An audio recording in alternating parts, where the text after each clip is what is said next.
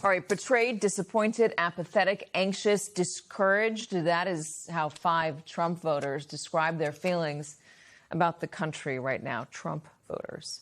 They were part of a New York Times focus group with a dozen Trump voters, 6 Republicans, 6 independents, all of them unhappy with the president's second term. In fact, 9 out of 12 of them say they regret their vote, complaining the president has not kept his promises, like no new wars, tax breaks, lower prices.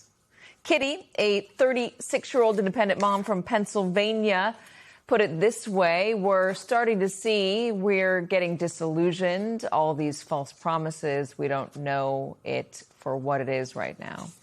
Chris, a Republican electrician from Illinois, is worried the president isn't focused on people like him.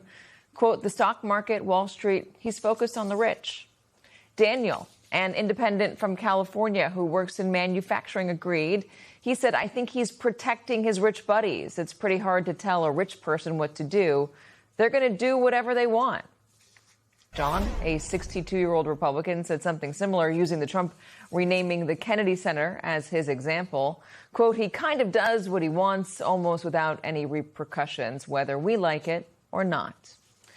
There were also concerns about corruption. Here is Nancy, an independent from Arizona. She says everything he's doing, from the little things like tearing down part of the White House to putting up the ballroom, everything he does just feels very corrupt and self-serving.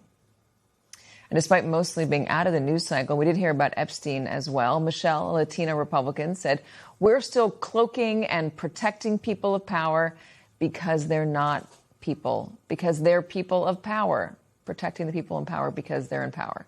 So are they outliners, those Trump voters?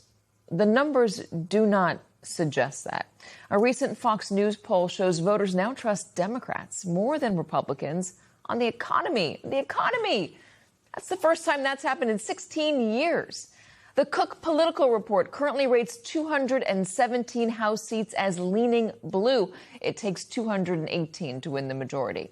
Even the Senate is now in play. The Times, speaking to multiple GOP strategists, reports Trump's allies are exasperated by the president's lack of focus on the elections, even when he's holding events designed to highlight his highlights. For example, right after he gave a speech on his no tax on tips policy a couple of weeks ago, you remember this, when he went outside of the Oval Office to get a prearranged delivery of McDonald's from the, quote, DoorDash granny.